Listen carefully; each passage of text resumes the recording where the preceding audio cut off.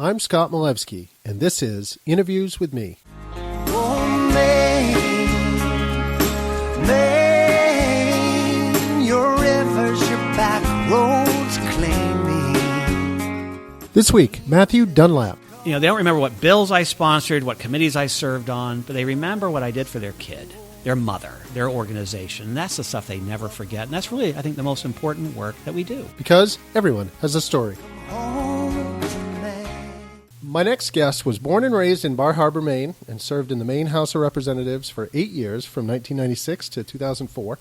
Prior to politics, he worked in many different jobs: a cook, proofreader, a fur trapper — I can't wait to talk about that — and a talk show host himself. While in the legislature, he served as the chair of many different committees, too many to mention, including the Joint Standing Committee on Inland Fisheries and Wildlife, the Legislative Apportionment Commission — we'll have to talk about what that is — and the Citizens Advisory Commission to secure the future of Maine's wildlife and fish. Who names these committees? We name ourselves. The list goes on. He currently serves as the Secretary of State for Maine, the only person to serve non-consecutive terms in that office. Please welcome Matthew Dunlap. Well, it's good to be here. Thank you very much, sir, for doing this. That was fun. How should I address you? Mr. Secretary, Matthew? Matt's fine. That's fine. Matt's fine.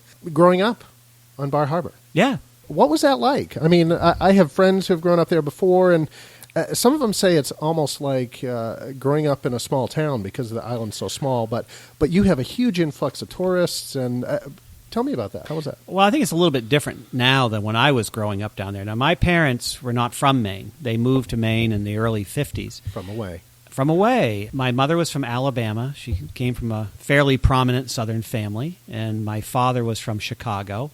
When the Japanese bombed Pearl Harbor, he signed up the next day, joined the United States Coast Guard, became a deep-sea diver, and was an anti-aircraft crew chief on a troop transport. Fought at Okinawa. You know, he was in every theater. Wow. And he was because of that, he was one of the first guys discharged. At one point, he actually held the world's record for the deepest hard hat dive. But he said at that time they were breaking that record every month, you know, because the technology had improved, and they really didn't have time to screw around. They had to get down and recover stuff from sunken warships.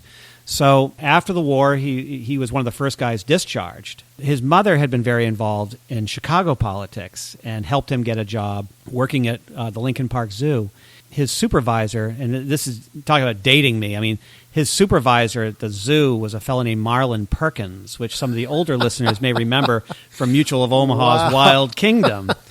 And he migrated to Arizona. And his mother and grandmother had both had a series of strokes, and so they thought the drier air would be good for them. And he ran the Boyce Thompson Arboretum in Superior, Arizona, and then worked days as a miner in the Magma copper mine, which is still operating.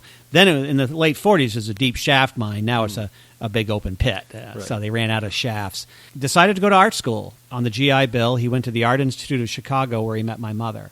He did a number of architectural commissions, him and my mother both. My mother was always subject to terrible nightmares, and my father would talk about how she would have these vivid nightmares about being jammed in the streets of Chicago with a baby carriage and not being able to move with air raid sirens going, because that was at the height of the Cold War. And so they had read a book by Louise Dickinson Rich, We Took to the Woods, and I've read that book. It's utterly charming, about these people who have a guide service in Rangeley, Maine, you know, in sporting camps, and it's highly stylized and very romantic. So they decided to move to Maine. And so they drove to Bar Harbor with two young children. My brother was only 6 months old. I was not yet born. They wound up in Bar Harbor, and they stayed at the Blackwoods Campground for about a month while my father found a place to buy. One of the properties they actually had an option on was the property that is now the College of the Atlantic. But they wanted to get out of town a little bit. So they had a saltwater farm. They did pottery, stoneware, then later on textiles, and that's where I worked. I worked in the sewing department. I did finish sewing all the way through college. Went to the University of Maine. I graduated from MDI high school, and I really had no compass what I was going to do. My parents were very interested in politics. I could not have cared less about politics. And my father would go so far as to rent a TV every 4 years, because we didn't have a TV a lot of the time, so we could watch the Democratic and Republican national conventions every 4 years, so which I just thought was weird. So, growing up in Bar Harbor, I mean, yeah, it is a small town. It's, like I say, it's changed considerably because of the money. I mean, they bought that farm. It was probably a couple hundred acres of land probably about 4,000 feet of shorefront, for about $10,000 in the early 50s. Sure. Because that was right after the fire, and real estate was not as valuable then. That property now would be worth $20 or $30 million. I mean, a lot of my friends had to leave. There are some still down there, but it's still very much the wintertime is still one of my favorite times to go down. Fall, spring, when there's not as many people around. A lot less people around. Yeah. And the cruise ships have changed a lot, Sure. because there's so many people that come into town now. But it's still my hometown. My mother did 5 stained glass windows in St. Saviour's Church. So Nice. we have my brother still lives down there, so we go down quite a bit. I don't understand. How did reading a book about Rangeley get you to Bar Harbor? Because those are two very different locations. Well, you got to remember, in 1954, you didn't have something called the internet, Yep. and there's very difficult to research things. And I think it speaks quite starkly to our forebears, people that would get on a boat and leave everything they'd ever known, including their language and their customs, and sail for 2 or 3 weeks across the Atlantic Ocean and come to America and go to places completely unknown to them and try to start a new life. And I think, like my family was sort of the last of those generations that would do that. And now, we do more research to go on vacation, than people ever did when they just pick up and move somewhere. I had a roommate in grad school who's a wing of his family had come from Nova Scotia, and they left Nova Scotia because one of the children had drowned in quicksand on the farm, and they just picked up and left. Wow. And people did that. They go somewhere else and start over again. But Bar Harbor was still largely a farming community back in those days, and I think we forget how important farming was to this state at one time. We had about, I think it is 65,000 farms in the 1890s, with about 6.3 million acres in tillage, and now we're down to about 8,500 farms with about 1.2 or 1.3 million acres. So farming was much bigger then, and it was still a major component of my upbringing. Tell me about your family. What do you remember about your mom? I mean, what? Well, my mother's still around. Yep. She's 88 years old. She still works every day. They went from stoneware to textiles, and she and my sister managed the Dunlap weavers. And Sounds like she was pretty busy through your. Stained glass and they did the art commissions. They had the pottery, and then the Dunlap weavers, and the farm, and 5 children. And when I was staying home with my daughter, in between legislative sessions, and she was little, I remember calling my mother and saying, "How did you do it with all this?" And she told me the one thing that I've never forgotten, which was, there is no how, there's only do. You just do. You just do it. And we had 100 head of sheep. We farmed strawberries commercially for a while. Obviously chickens and milk goats and you name it, we had it. The occasional beef critter or sway of pigs. My family, they were very creative people. They're all very energetic people. I was not one of them. They were always making something. My oldest sister went to Wellesley. She studied medieval history at Wellesley and then got a master's at St. Andrews in Scotland, and she runs Friends in Action in Ellsworth, which does the transportation services for the elderly. And I never give her enough credit. She does an incredible job with that. My brother studied music, and he went to Spain, studied with Andre Segovia, classical guitar, makes his own instruments. He did miniature pottery. He still does once in a while. His wife is retired as a teacher. They still live in Bar Harbor, and they have a pretty good existence. And my middle sister also pursued music. She was the first one in the family to march in the Macy's parade. My daughter was the second. Studied flute. Her husband codes for Adobe, and they live in New Hampshire. They have 3 kids of their own, and my youngest sister stays with my mother, working it's not really a farm anymore. It's more of a big garden. Sure. Keeping the Dunlap weavers going. So Wow. My father passed about 15 years ago. Now, tell me about your father. What do you remember about him? My father was probably about 10 or 15 feet tall. He and I clashed terribly. Fathers and sons do. Mm-hmm. But he was a very singular character. He was an only child. His father had left, and his mother raised him on her own. Fell behind on a lot of payments during the Depression, got caught stealing out of petty cash, and did a couple of years in Joliet prison, which he hid from us for many years. He was very ashamed of that. I thought it kind of gave us some street cred myself, but he dropped out of high school to support his grandmother when his mother went to jail, and he wound up working in a drugstore. He worked in a piano company in Chicago, and like I say, the Japanese bailed him out because they started they ushered the U.S. into the war, and so he like I say, he was a deep sea diver. He was always very interested in art, and had a a scholarship to do a summer program at the Art Institute as a student, and he couldn't go because he had to work. He finished his GED during the war. After the war, I told you what he did there, and he was a real visionary sculptor in many ways. And if you go to Millinocket, he and my mother executed a major commission there for St. Andrew's Church. St. Andrew's Church was built in the 60s, and they did all the artwork for it. My mother did a 52,000-piece mosaic. My father did the Stations of the Cross in bronze, the altar, everything he did. And, they did a lot of that kind of work, and very creative people. But like I say, I was not one of those. He used to look at me in absolute disgust. He'd say, I've never seen anyone who could sit around and do nothing longer than you. I said, I've never seen anyone with utterly no shame.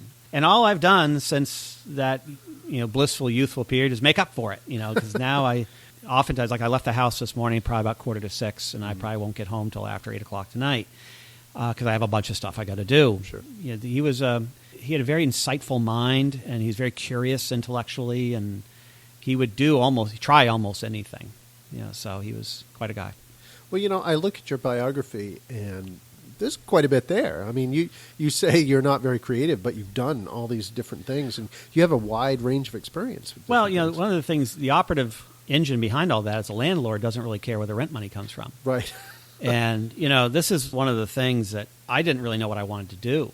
The things I was really interested in, I was no good at. I was really interested in science, astronomy. I can't do math. I still can't do long division, right? So if you can't figure out, things like the arc of an orbit, you really can't be an astronomer. So it's like, I can't do long division. I'm not going to be plotting any rocket flights anytime soon. I always loved literature. I always loved history. And so when I went to the university, I studied history. No real vision of what I was going to do. I didn't have my daughter is very driven. She loves music. She has an incredible amount of talent, and she works very hard. She's not a prodigy. She's no Mozart, but she plays like 3 or 4 different instruments, like different instruments. She plays the clarinet, trombone, the mellophone, which are all very different instruments. Yeah. She plays them well. In fact, they threw together a group of kids at the high school to do a Memorial Day band for the Memorial Day parade. And she comes out of the high school, and she's carrying a sousaphone. And I'm like, what are you doing with a sousaphone? Yeah, I said, you don't know how to play a sousaphone. She said, I just learned. And I was in the parade right in front of her. She hit every note. I mean, that's crazy. Who does that, right? But she wants to do her life with music, which I support. Some other folks in my family is like, you got to find a way to make a living. It's like, something you do what you love, that's your living, exactly. Right? So I studied Roman history. I kind of poo-pooed American history until I learned more about it and being much more fascinated with that. Sure. But late antique Rome, it was my field, and I joke. I always tell the joke. It's like I was shocked when I graduated, opened up the help wanted ads, and there's no listings for entry-level Roman historians, right? And that's how I got into the food service industry. I needed a job, right? So I started cooking. This guy said, I have one job left. I need a cook. Can you cook? I said, shoot, yeah. I may have made scrambled eggs once at that point, but I couldn't cook. My mother was a very gifted cook, which I never appreciated as a kid because I was like a lot of kids. I was a very picky eater. Sure. I liked hamburgers. That was it, and devil dogs and ring dings. I didn't, she made these extravagant dishes that I wouldn't touch.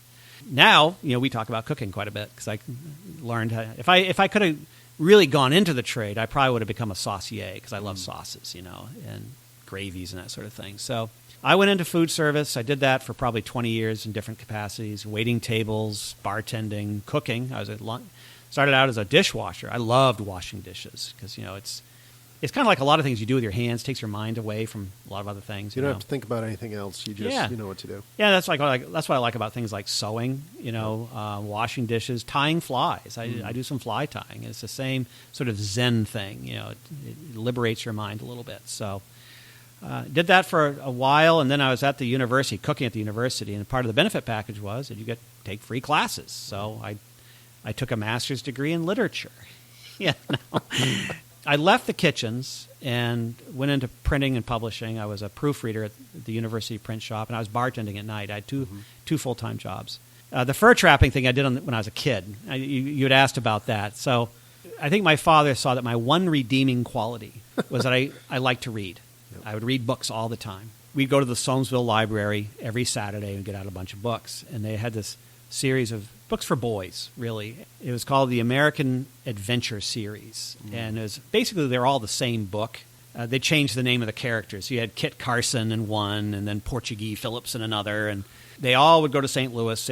They'd scout for the Army. They'd trap beaver in the Rocky Mountains. I just thought it was the most romantic thing in the world. And I was really interested in trapping.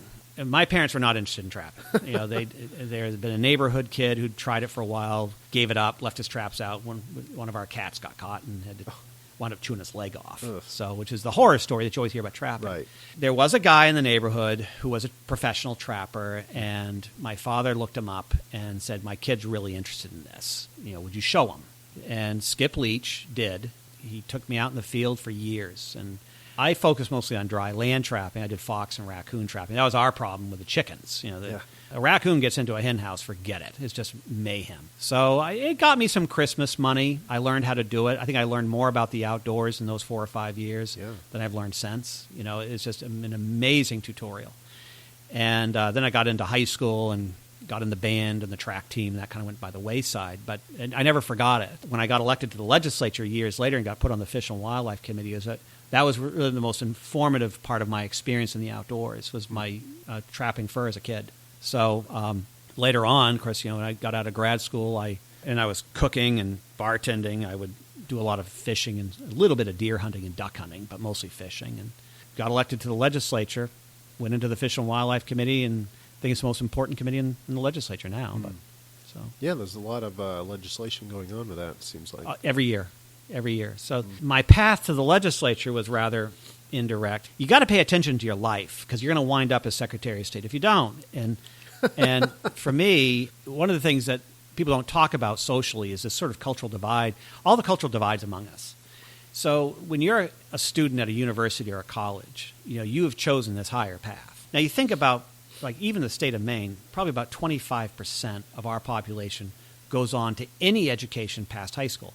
And I'm talking cosmetology school, not necessarily Harvard. Any post-secondary education, 25%. And I think it's it's sort of ingrained in us in a way that because you've chosen to go to college, that makes you better than people who do not. And it's never spoken, but it's kind of like that shared sentiment. So you kind of laugh at the people mowing the lawns with their pants hanging down, and the lumpy old ladies, dishing out hash in the cafeteria.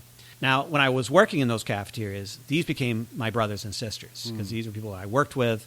There was still that division there. And I remember one of the supervising cooks said to me one day, because during the school year, we had to have a lot of students helping us in the kitchen, just line servers, runners, that type of thing, prep people. The full-time staff couldn't do it all. And one of the supervisors says, "Dunlap, you're just like those kids. You supervise them." They didn't want anything to do with them, because those kids all think they're better than us. So I was supervising a bunch of students in the kitchen. They were helping make Italian sandwiches, cut vegetables, that type of thing, break down boxes, whatever. One of the young ladies that worked for me was punching out one day, and she was visibly upset. Something bad had happened, and I was pushing a rack of rolls out of the bakery, and I stopped and said, "Hey, what's going on?" Now, I got to tell you, I couldn't even describe her now. I don't remember her name. But I remember at the time, this was something that it turned out to be a pivotal moment for me, and I didn't mean it to be. So I said, "What's going on?" So it turned out her parents had no money, and she was paying her own way through school, and she had a payment plan, and she'd fallen behind. And this was right around Thanksgiving, and she'd gotten a letter from the bursar's office that they weren't going to let her take finals, and she had to leave. And I thought, I'm an alumni. I should be doing something about this. The long story condensed is that I started putting this idea for an emergency scholarship fund, would shop it around. Well, if you're a university administrator, are you really interested in a bright idea from a cook? Probably not. The net effect was I got punted from one office to the other. And finally somebody said, "Well, maybe you should call the local state representative, because maybe there's some state help." What a great idea. So the guy's name was John O'Day. He and I are still very good friends. He's been out of office for many years, but he was in his first term at the time. We met for lunch, and we became great friends. We'd go hunting together and fishing together. And I volunteered on his reelection campaign. It was very exciting, And at length, he began kind of dropping these little hints. "Have you ever thought about running for the House yourself?" I said, "Absolutely not. I'm trying to get the hell out of here," right? It's like I have absolutely no compass, no future. I'm cooking. I'm living in this crappy little apartment right next to the paper mill in Old Town. I should be doing something a little bit better than what I'm doing. But, sticking around Old Town's not really my plan. I moved to Old Town because there were no other apartments. My roommate and I waited way too long. There's nothing left in Orono. Bangor was too far. So we went to Old Town. We'll do this for a year, and then we'll move to Orono. It's now almost 30 years I've been there. So I always say one academic year as a grad student. I did get my graduate degree, finally. Eventually, he actually got me to take out papers, and it was a bad time. I was at the height of my hardest work in grad school. I didn't do it, and I always kind of regretted not doing it. I mentioned that to him one time. We were out, having coffee. I said, I kind of wish I'd done that now. He said, well, he just looked at me. He's like, now's your time. So Representative Bob Keene had just retired. He loved being in the legislature. His wife, not so much, because he was gone all the time. Sure. So he wasn't going to run again. They couldn't find anybody to run. And this is one of the things about politics. People always make an assumption about politicians, that we're all narcissistic. We congratulate ourselves on our greatness every morning. The reality is very few people swing their feet out of bed and said, I think I'm going to run for the legislature. Right. Mostly it's people like me who just kind of thought they'd trying to work on a problem, trying to help somebody. And they're fascinating stories about how people got into this business. And they're all a variant of my story. Sure. So I eventually, it took me about 4 months to talk me into it. I wound up running. Ran a 3-way race. I got elected, thinking I was going to do this for one term, build up my resume and get the hell out of here. I think it was probably about a month or two in after I'd been elected, I had my first constituent call. And ironically, it was a driver's license issue because I have charge of motor vehicles. And it was this older fella up off Kirkland Road in Old Town, and somebody had told him, call your state representative. He'd renewed his license. It hadn't come in the mail. And he was quite worried. He said, my wife has appointments every month in Portland. She has medical issues, and if I can't drive her, I don't know what we're going to do. I said, well, I don't know. Let me find out. Turned out the thing had gotten stuck in a mail bin and been riding back and forth in a truck for weeks. So they said, we have it right here. We can mail it, or if you're going home tonight, we can have a runner take it to your desk, and you can take it home with you. I said, I'll do that. So, it's January. It's dark out. I go up this long dirt road, trailer in the middle of a field. I knock on the door. Light comes on. Guy cracks the door open. I say, I'm Matt Dunlap. You called me this morning. I have your license right here. And I think I'll never forget the look on his face of pure relief.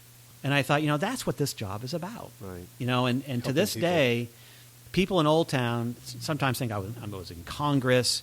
I'm elected by the legislature. People tell me every weekend when I'm grocery shopping, hey, voted for you. And I say, hey, thanks. I mean, you couldn't have voted for me, but I appreciate the sentiment, Right. and I don't try to, educate them on that. Sure.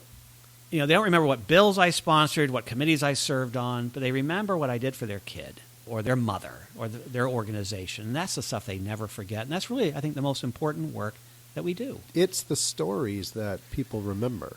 Yeah. About that's what outlives you. Yep. That's what people Well, remember. when my father died, this woman came to the funeral, and I can't remember where she lived. It was somewhere like western Pennsylvania or eastern Ohio. She drove all the way to Maine for the funeral.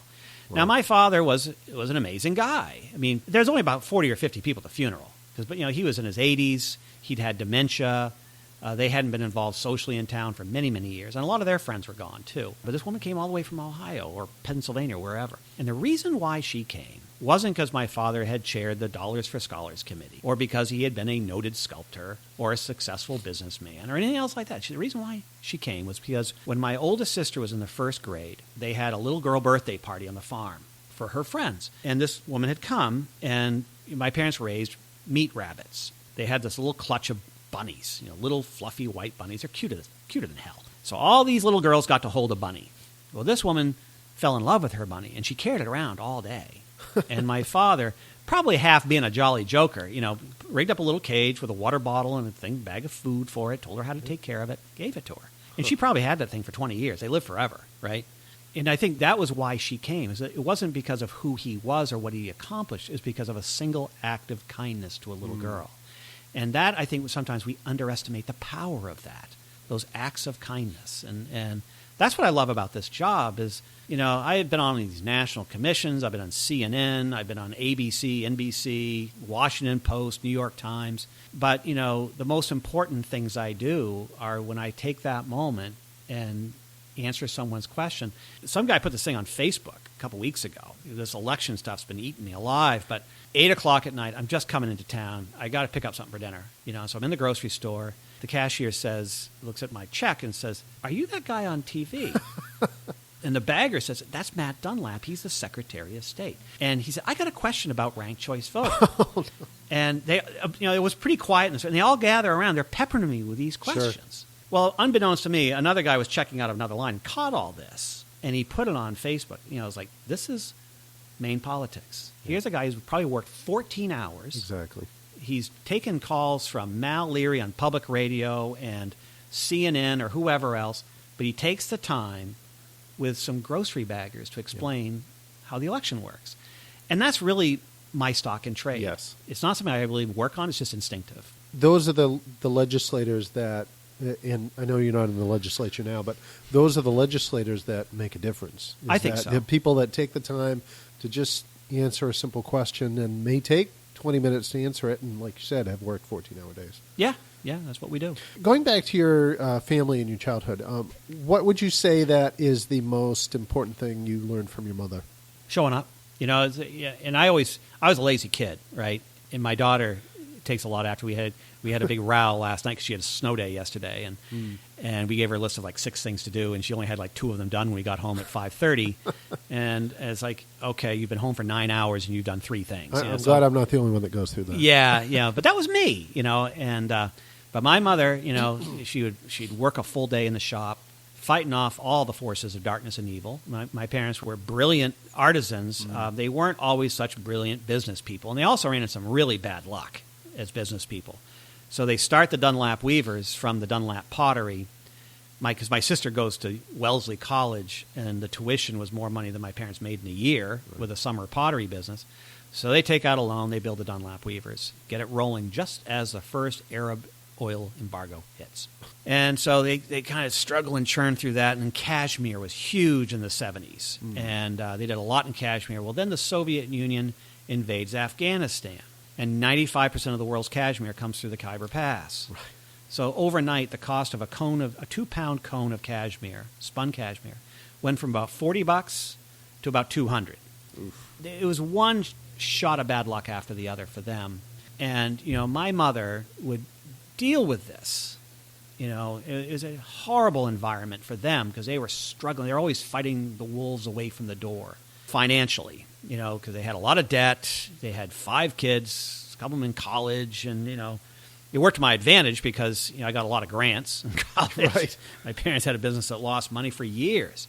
It'd be late at night, it'd be a snowstorm, and she'd put on her coat, and she'd go out to the barns to check on the animals. Or, you know, it'd be a particularly cold night, and the pump would catch, you know, and she'd be down there with trying to warm up the pipes. And because somebody had to do it, and there's nobody there to do it for you. Nobody's going to rush in and rescue you because your pipes are frozen. Right. You have to take care of it, no matter how tired you are. My mother would make supper, she'd wash dishes, and she'd balance the books, take care.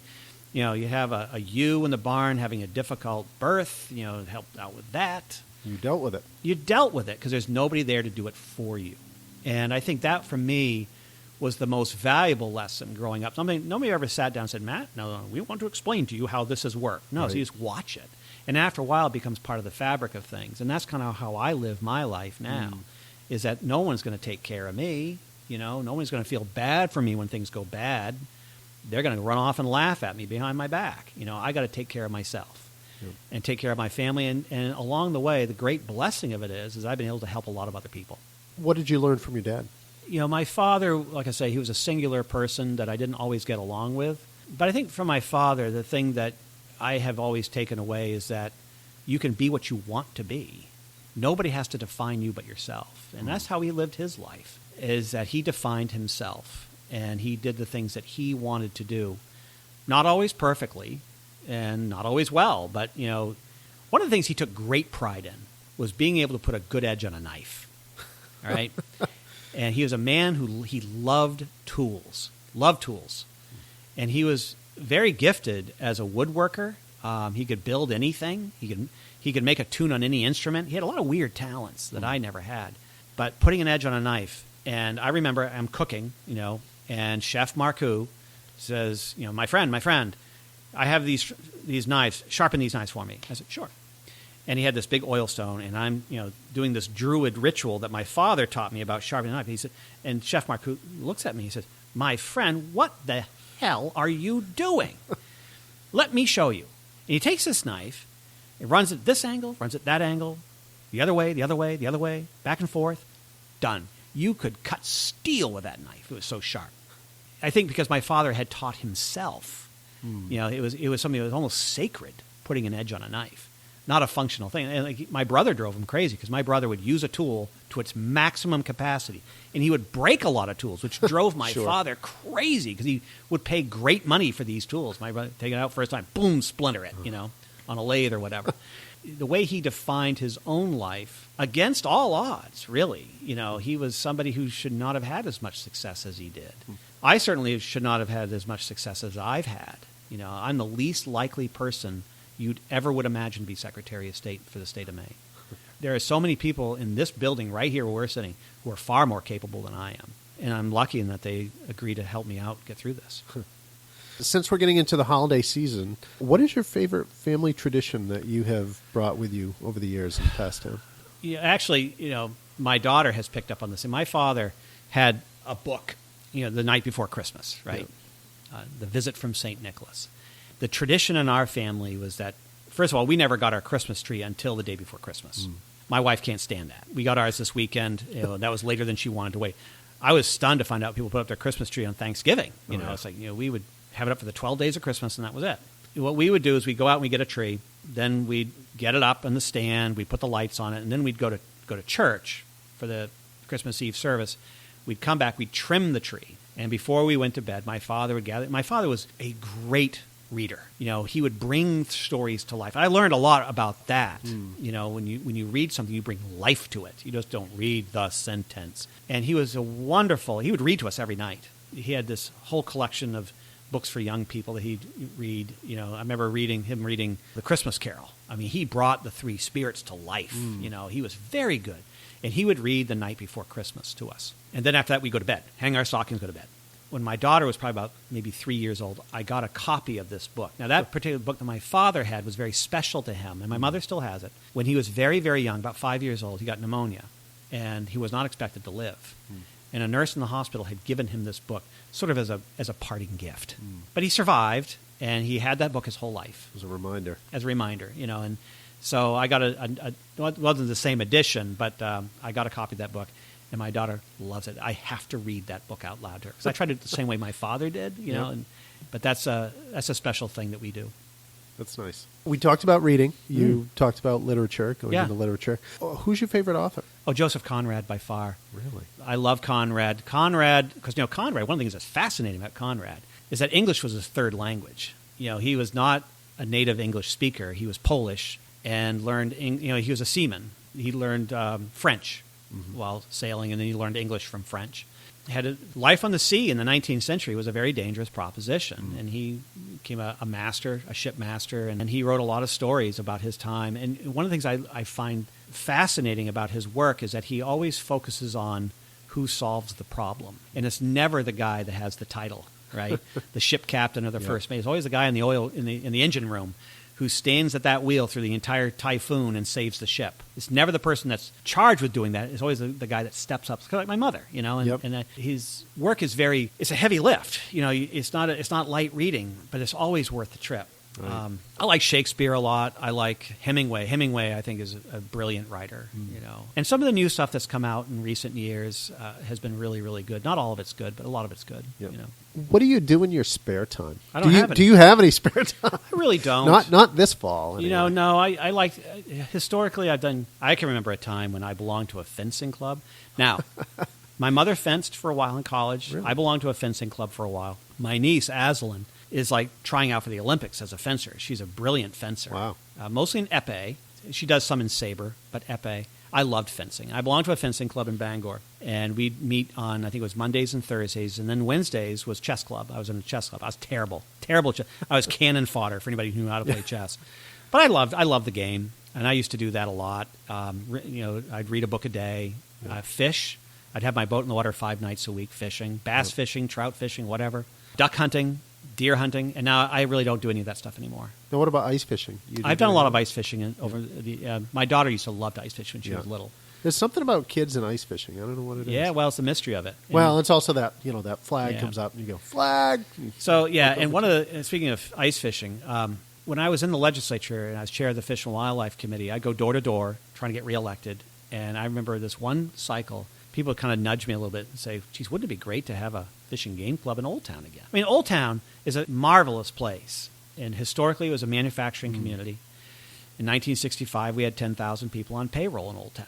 You know, you had Penobscot Chemical Fiber, you had Kagan Lown, you had Lily Tulip, American Woolen, you know, Penobscot Shoe, White Canoe, Old Town Canoe, you know, all these factories that are now gone. I mean, Old Town Canoe is still there, and LaBrie's Bakery is still there, and that's really about it. Everything else is gone.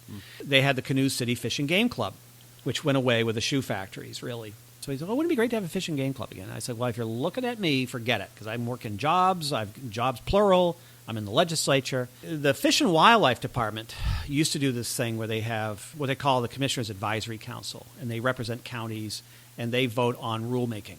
So they actually serve a functional purpose, and they're also public representatives. And so they host these what they call sportsmen's forums around the state. And they had one. I had one come to Old Town. Commissioner came with a bunch of wardens and biologists. 150 people turned out for it. It's great. And I asked the question, who would be interested in seriously putting together a fish and game club? Because all the hands go up. But who's willing to do the work? Yeah, so I had a little campaign money left over, so I take out an ad in the Penobscot Times, and we start having meetings about a fish and game club. Now, we thought if we worked really hard, maybe in about 20 years, we could come up with enough money for a piece of land and maybe a little clubhouse. So one of the game wardens who was coming to our meetings, Dave Georgia, who's Warden of the Year, he's retired now, and he said, you guys keep talking about youth field days and hooked on fishing, not on drugs, and all this stuff with kids. I see you in the field. You don't hunt together. You don't fish together. You don't even go target shooting together. Why not focus this organization on kids?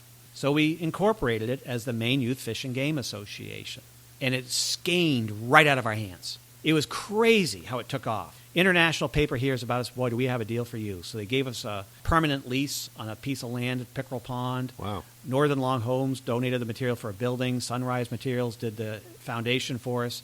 Thornton Construction did all the excavation work. The Army came in and put up gates so people wouldn't steal our stuff. Old Town Canoe gave us a bunch of canoes. The Rotary built us Adirondack shelters. Army built us a shooting range. And we host probably about 500 kids a year. We have 3 weeks of summer camps. And we do ice fishing events, which is really getting to the point of ice fishing. Right. We do free ice fishing days. We provide everything. Do a hot dog lunch, all the bait, all the equipment. You don't need to know a thing. Wow. And Pickerel Pond, by law, is only open for kids under 16. And the department, Perfect. they just pump fish into that pond.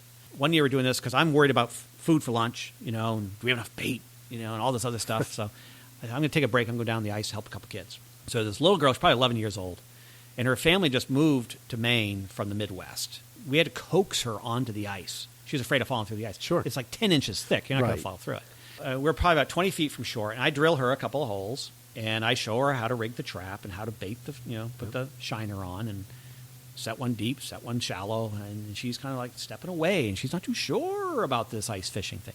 Flag goes up, and I show her how to set the hook. Now pull it in.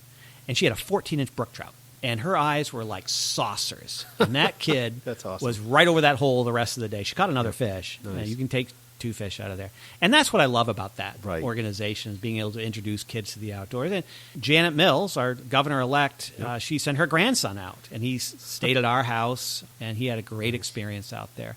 And for working families, like I say, I don't have time for hobbies. Right. Most people are like me. People Sure. work really hard. They work 2, 3, 4 jobs, and their kids are interested in the outdoors. And we have this vector that we can introduce them, teach them how to do things like recover a swamp canoe, how to rig an ice fishing trap, how to cast a Practical, fly rod, real. firearm safety. We have a 100-yard and 60-yard shooting range, bow and arrow. The trappers come out. The foresters come out and talk about tree identification. Who knew how many different species of maple tree we have? We even take them to the university to go to the planetarium on astronomy trips. Wow. So we do a lot with the kids. And What a great organization for the community to get behind. Oh, it's huge. And we do a big dinner auction every spring. I'm the auctioneer. And we raise between $25,000 and $30,000, and that's what underwrites the camps. I'm the last surviving original board member. We've had this rotation of really capable, energetic people who've helped put it on. So moving on, who do you admire? Who do I admire? I admire, oh, gee whiz, I admire practically everyone I meet, and I don't have like this collection of heroes I try to emulate. Yep. What I admire are people who confront disaster. When I ran for U.S. Senate, back in 2012. The part I thought I would hate most about that run was the fundraising. Call time. You got to be on the phone for 8 hours a day, Right. make 75 calls, rate $8,000 a day. And about the third day I did it, I called one of my old friends from college. He was working for the state. I had him pegged for about maybe $300 over the course of 3 months, I make my pitch. I had a consultant who taught me how to do this. Make my pitch, saving America from the forces of darkness and evil, But I can't do it alone, Can I count on you? I make the ask, and there's this silence. He said, well, I'm glad you're doing this. I can maybe send you $10. And he tells me this horror story about mental illness in his family and how he had a child who was in really bad shape, and they had him in a great situation. He was thriving, but their insurance didn't cover it. And I heard a version of that story every day. The engine gone and the skidder. The old family business in town that was sinking underwater that nobody knew about. Right. Or the alcoholism. Nobody ever said, poor me. It's like, this is my world, man. Yeah. This is what I'm facing. And what I found was incredible grace and courage. I wouldn't consider Eisenhower one of my heroes, but one of my favorite documents in the National Archives is the handwritten note that he had prepared and folded in his pocket the night before D-Day. And it said something along the line that our landings in the Cherbourg region have failed to gain a satisfactory foothold, and I have ordered the troops withdrawn. And he said, nothing in the service of our airmen, sailors, and soldiers is to be attributed to this failure. They did the best they could under the conditions. We operate on the best intelligence we had. Any blame that is to be assigned to this failure is mine and mine alone. Now that's courage. Somebody who's willing to step up. Exactly. Yep. Not just take the credit for everything, but take the hit. And I think, you look at a lot of those singular people in our history, like Washington, Lincoln, some of the people that you never hear about, Elizabeth Cady Stanton. There's hundreds of them I could point to and say that's who I'd want to be like. And what's been strange about my experience is, like with the Presidential Election Commission, perfect strangers come up to me all the time and thank me for, doing what I did for our country. And it's like, I'm not Rosa Parks, right? I asked for our schedule and they wouldn't give it to me, so I took them to court and I won. And the president dissolved the commission. We've learned a lot about what they were planning, and probably that was the best possible outcome for the country. But, what we perceive as heroic is like people getting up and showing up every day is heroic, When it would be easy to just step aside and quit. Yeah. What would your friends say about you? I get that laugh every time I ask that question. What are my friends? Well, thankfully, I don't have a lot of friends to betray that trust. Stop. Everybody I've talked about has said, Matt Dunlap, you got to talk to him. I think the people that grew up with me would probably agree with me that I'm the last person they would have ever expected to see in this job. Is there a least likely yearbook quote in there somewhere? I was not remarkable in school. I was a C student. I graduated pretty much in the middle of my class. I was a captain on the track team. I was on the cross country team. I was on the senior council. I did school stuff. I was nobody's idea of a world beater. And the same thing in college. I went to the university and I ran on the cross country team, track team, got my letters. I was a runner. That's what I did until I got hurt. I had a partial tear of an Achilles tendon, and that kind of ended my competitive running career. But I used to run 100 miles a week. You talk about Bar Harbor, one of the legendary workouts that... It's like the whole island. Yeah, pretty much. There's something called the Double Cadillac. People like Gary Allen probably know what that is, or Mike Westfall. But you'd start at the Village Green in Bar Harbor, run to the top of Cadillac Mountain, down to the base at the Park Loop Road, back up to the top, and then back to the Village Green. That's about 18 miles. I don't know what my friends would say about me. I don't really ponder that too much, Yep. I never quite know how to take it when people come up to me and sing my praises. This sounds self-deprecating, and it's not, but I was a painfully shy child. I didn't go on a date till I was probably near the end of high school. I didn't go to a dance until I was a sophomore in college. I'm not a joiner, per se. I don't belong to very many organizations. I'm always getting recruited to join this and that, and I just don't have the time as much as anything. I'm not a small talk person. I like to listen more than I like to talk. And that was a great thing growing up on that, because my parents had, they did the church work, the art work, and we had all kinds of clergy come into the house all the time. And some really, my parents were connected people in many ways. So the director of the Jackson Lab was someone they'd have dinner with regularly. Tibby Russell would come to the house. And the librarian at our school, her husband worked at the lab, and those were the Whittons, and they were from Australia. I remember vividly the first time I saw Saturn through a telescope was that they had a big refracting telescope. they were close friends with the retired bishop of Long Island, Episcopal bishop of Long Island, and him and his wife would come to Maine every summer for about a month. They'd come to our house, and my father and the bishop would play chess. My father would gracefully lose, and they would, they'd have a couple of drinks and smoke cigars, Yep. and they'd have these long conversations, and I would just sit on the stairs and just watch the game and listen to them talk. I think that's probably how I got a lot of my early education was, listening to those, because they talked about politics, Sure. they talked about the economy and history, and In that kind of a relaxed setting, you would be very if you're open for that. you're just quiet and you listen, you learn a lot. So I don't know what my friends would say about me, and frankly, I don't care. Is there a life, like a personal motto or some kind of principle that you bring not only to your life but to the work that you do? In this office, we have 3 rules of engagement. There have been some auxiliaries and others, but they always seem to fall away and wither and die because they're not as important as the 3 rules. Rule 1, which sounds silly, but it really works, is that the world here stops for kids. Now, I thought of this because, I came to the State House 2 times before I was elected to the legislature. Once with my junior high school band from Emerson Junior High School to play the Star-Spangled Banner before session, and then as a senior in high school to be an honorary page. My father insisted I become an honorary page to learn about government. We don't learn a damn thing when you're an honorary page. Right. You're passing notes, right? Both a legislator and a secretary of state, you see the bus unloading, and you can tell they have utterly no plan. They don't know where to go. They don't know who to talk to.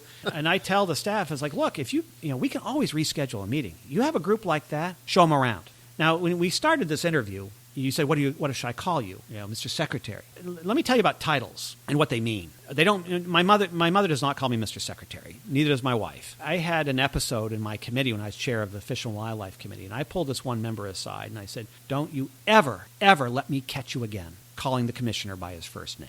He said, why? In this business, people come to their government blind. They know nothing about but there's a piece of legislation that they care enough about to take a day off of work or away from their business to weigh in on why it either should pass or should be defeated or should be amended somehow. If they're sitting in a committee session, we're all referring to each other by our first names. Fixes in, right? I don't stand a chance. These guys all know each other. They already know what they want to do. So when you address me as Mr. Secretary in a committee meeting, and I address you as representative or senator or commissioner or Mr. or Ms. or Mrs., well, we're all on an equal footing now. We're all before taking our own place around the altar, the sacred altar of self-government. And that, to me, is what the title's for. That's, I think, really, really important to me in this business, is being open and equal before everyone. Rule number 2 is don't bullshit people. They're going to find out the truth. If you don't know, say you don't know. Exactly. Now, we had an incident very recently, probably one of the only times in, I don't know, this is going to be my 13th year as Secretary of State. Julie Flynn, my Deputy Secretary for Elections, is one of the best in the country at what she does. She's forgotten more about elections than many of us will ever understand because we ran the first ranked choice general election. And my daughter is musically gifted. She was in the Macy's parade with the Macy's Great American Marching Band. My wife and I took off. We're down in New York City. And I'm in this Irish pub with my father-in-law. We're about to order Bloody Marys while my wife's out shopping. And my phone rings, and it was my chief deputy. And she said, do you have time to talk to Julie? And I said, well, maybe for a minute, because I'm going to have a Bloody Mary, right? And she said, well, I think it's going to take more than a minute. I said, okay, let me call you back. She said, okay, we'll be waiting for you in your office.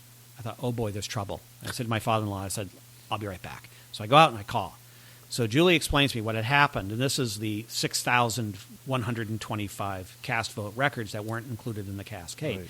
And she explained to me what happened, and she's like, I don't know what we're going to say to people about this. We have to be really careful what we say. I said, Julie, transparency is our friend. Just tell the truth. Just tell people what it is, because if you try to spin it, they're going to read it back to you when they find out what's going on. Yep. And of course, they descended on us like the flying monkeys about it. Right. Those who have a stake in this were saying that we suddenly found a bunch of ballots for Jared Golden, which they're never lost. And it doesn't matter how you explain it. There are always going to be people who are going to say that kind of stuff. So we just said, this is what happened. We had 6 towns that did what we told them not to do. They ran their express vote ballots into the tabulation, wound up causing a hiccup in the algorithm, and the program wouldn't read any of the ballots from those towns. We corrected it. We got them into the cascade. Both candidates picked up ballots. Golden just picked up a few more. Because we stayed true to that. Nobody ever had to say, well, you said, what you said on Thursday was, Yep.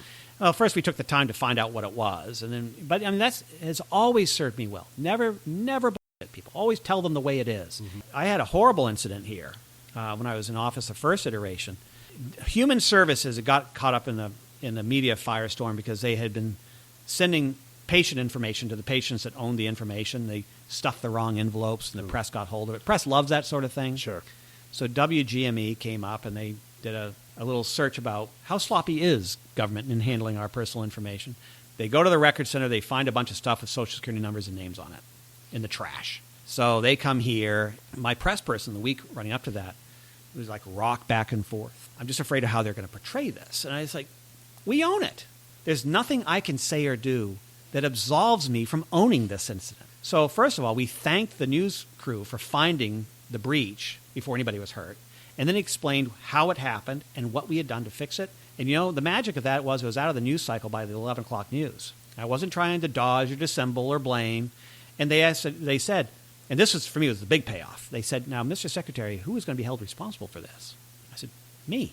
I said, I'm the guy. Now, to be fair, I didn't know what the process was. I should have learned it. I would never have allowed that if I'd known.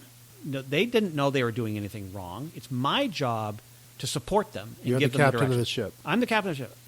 It is my fault. Eisenhower lies with me and me alone. A couple weeks later, I had reason to go down there, and the look on their faces was just, I could have thrown them under the bus, and they knew it, and I didn't. I supported them. And so now those guys will probably throw themselves on a box of hand grenades for me, right? It's pretty simple. You get good people, and you support them, and you survive. And the third rule is do it now. Do it now. In fact, for a while, we banned Post-it notes around here. And because I said Post-it notes are tombstones of someone else's crisis that you don't think is important enough to work on right now. By the time it takes you to write a reminder, you could probably get it done. And that's how we handle legislative constituent services. They come to me, it's like, I got this guy, he lost his front plate. They're always blown away that we call them back within 20 minutes, right? It's like, what do you need? Where do we send it? Those three operative rules, I think, is what have really, in as much as you can say I've been successful here, that's what's made me successful. What are you proudest of in your life? Not going to prison. I don't know. I mean, I think... that sounds like another whole story. I guess I don't look at my life that way. My father would talk about his service in the war. After he was discharged, he thought about joining one of the big veterans organizations. He goes to their local hall. And he said, I walked in, I see these old guys sitting around reliving the war. And I turned around and I walked out. He'd talk about that, and he'd talk about people who'd been a star on their high school basketball team and how that was the greatest time of their life. He said, I always like to think the best days of my life haven't come yet. And that's what I'm working for. And I think I've tried to kind of do the same thing. I mean, I've done things that I wasn't supposed to do. I didn't plan really on going to college. I was going to be a fur trapper. I didn't plan on being a success in athletics. I had my own. I didn't break any records. My name's not on anybody's wall. But I can always say that for a brief shining moment. I mean, I was a number one runner on a Division I cross country team. Not many people can say that. But I don't carry it around in my arm. And I've met people like my father describes. Like, when I was bartending, I had these guys come in that I used to run against. They say, you remember that guy that used to run for Brewer? What was his name? It's like, I'll be damned, because I graduated from high school. And I moved on. I've been able to do so many extraordinary things. Working in the National Poetry Foundation, working with some great, incredible scholars. The great blessing of my life is the incredible people I've gotten to meet. People who would take the time to actually tell me something. Herb Adams, he's a former representative from Portland. Great history person. He always said, if you meet an extraordinary person, make sure you shake their hand so you can tell your children and grandchildren that you met that person. And I was in an airport in Detroit walking through, and I see this guy coming off of a plane, older fella, probably my father's generation. And he had one of those Navy hats, right? And it said across the top of it, USS Indianapolis. And I went right up to him, and I said, were you on the Indianapolis? He said, yep. And I was one of the ones that was in the water for a week. Did what Herb said. I shook his hand. Or the guy I met at the bank who had the All-American symbol in his back window. Older fella, shuffling into the bank. He had been in one of the drops over Normandy from the 82nd Airborne. Are just people that have done some really, really incredible things that they didn't realize were incredible. The most extraordinary people are the people who just don't take no for an answer. I don't care what you're talking about. People like my great-grandmother, who was a conductor on the Underground Railroad or marched for suffrage. those are extraordinary people. But they got up every morning and they had to make their bacon and eggs too. And I get to meet these people every day. And sometimes they're not people who have titles. They're not people who will ever, they'll be lucky if they have their name on a headstone. But they work hard. They love their families. They love their communities. And they cheer for the home team. What more can you ask for? That's good advice. What do you feel your purpose in life is? I think my purpose in life is to help other people. Maybe that's not what I would have defined it as when I was a kid, but that's what gives me reason to get up every day. Like this morning before I came here, I was in church on Sunday. You know, one of our senior elder members, he pulls me aside, coffee hour, says, "Can you help me out on Tuesday?" He said, "I have to have a heart procedure, and I can't drive myself, and I got to be there at 7:30 in the morning, and it's supposed to be a big snowstorm. Could you give me a ride?" Sure.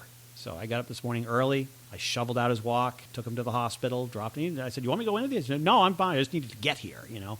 Those are those little things, I think, that knit us together in many ways. You know, something, I don't wave a bloody shirt about it, say how great I am, but I think those are the things that make it easier for me to get up every day. If this was to be our very last conversation, what words of wisdom would you want to pass on?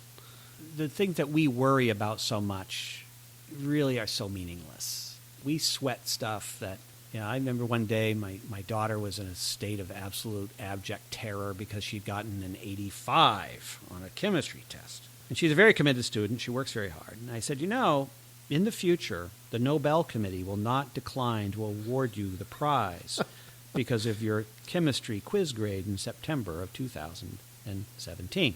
Just keeping that stuff in perspective, you know, that this too shall pass. And I think we get caught up in minutia. Yeah. You know, will this matter 10 years from now? Will it matter 10 years? from You know, and I think about this because, you know, I've had a couple close calls. I've done the end-over-end truck toss on I-95, and I've swamped the canoe. I can't swim a stroke to save my life, by the way. So, you know, I've had the motorcycle crash into the base of a tree, helmet first. And you think about, you know, if this is your last day, how do you want to live it? It's always that, for me, you start and end with an act of kindness if you can.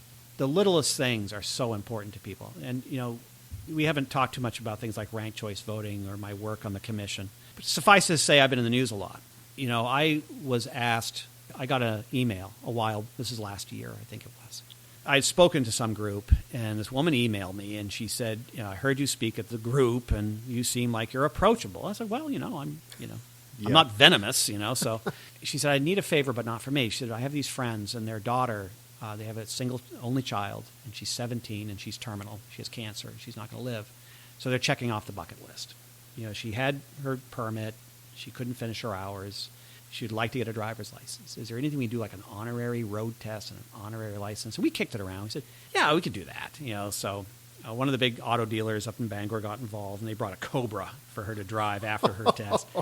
Wow. And the economy was helpful. So Kmart was out of business. We could use their parking lot for a closed circuit test. So I have her parents' van, and I play it straight. I do a lot of road tests. I treat it like a regular road test, and I have her drive a few laps, whatever, and I have my checkoff sheet. Now, I had done something as an afterthought, which is the key to this story.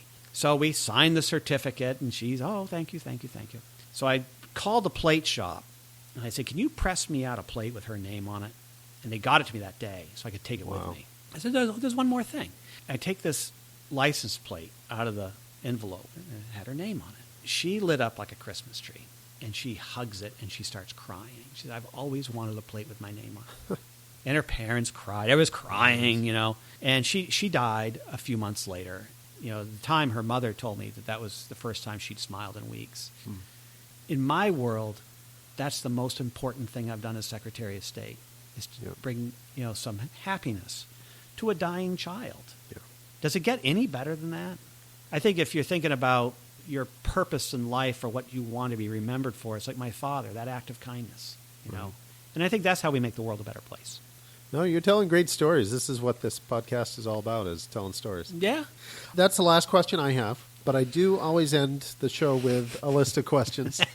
The bullet round. The bullet round. The lightning round. Exactly. So inside the Actors Studio, they have a list of questions. I've modified it a little bit. Yeah. But what is your favorite word? Yes. Okay. What is your least favorite word? No. No. What sound do you love? Music. What sound do you hate? Crying. What is your favorite curse word? Fuck. It takes every part of speech. It does. When you say the fuck, Everybody knows what you're talking about. That's going to be a lot of bleeping in this. What profession other than yours would you like to attempt? Although you've done quite a few. I've done quite a few things. I think I dreamt as a child of being a pilot. I wanted to be a pilot. I don't know why, but I wanted to fly. And when I was in 7th grade, I remember we were out in the garden and they were talking about the moon. I'd say it was all blurry, and my mother took me to the eye doctor. Sure enough, I needed glasses. And I remember sitting in the optometrist's office, and I was just in tears because I knew I could never be a pilot because the only way to do it was go through the military. And at that time, they wouldn't accept you if you wore glasses. Unbeknownst to me, my grandfather's brother, Uncle Albert, he wore cardigan sweaters, even in the summer, in Alabama and Florida. He always had, like, lollipops in his pocket. He had been a naval aviator in World War II and had developed the arrestor hook system that they use on aircraft carriers. Oh, wow. Commanded a fighter squadron, Patrol Squadron 102 in the Philippines, and then later he flew off aircraft carriers. And I never knew that about him. But, yeah, I always wanted to be a pilot. Huh. What profession would you not like to do? Profession I would not... There's nothing I'd be afraid of doing, even working with the public, which I said I'd never do. That's why I was a cook. You get to be in the back. Yeah, the real money's waiting tables. I didn't want to deal with the public. I would not want to do. I always said I would never serve in public office. I said I wouldn't go to college. I said I'd never work in a cafeteria, and I've done all those things. Be very careful. I'll say I would never want to be a wealthy man. Oh, okay. Finally, if heaven exists, what would you like to hear God say when you arrive at the pearly gates? It's about time. This is great. Well, thank you. Secretary Dunlap, thank you very much. Well, I thank appreciate you. this. This has been a great interview. I look forward to hearing the final product. All right. Thank you. Thank you. We don't have sponsors. We promote local charities. This week's episode features the Maine Youth Fish and Game Association. Located in Old Town and founded in 2001, the association exists to promote the love and respect of the outdoors by the youth of Maine. The mission is to teach the ways of wildlife, promote conservation, and the importance of habitat, and the joys of discovery to be found in the woods, waters, and skies of Maine. They have activities all through the year, including ice fishing, trips with Maine State biologists, trainings on ATV safety, a firing range, and summer camps. To find out more or to get involved, please visit www.maineyouthfishandgame.org. That's www.maineyouthfishandgame.org. Welcome home to Maine. This podcast was created and edited by Scott Walewski. Thanks to our guest this week, and a special thanks to Ellis Paul for the use of his song, Welcome Home to Maine. You can find his CDs, music, and touring schedule at ellispaul.com. You can also find us on Twitter, Instagram, Facebook, and iTunes. For more content and bios, visit www.interviewswithme.com. Thanks for listening, and we hope you join us next time.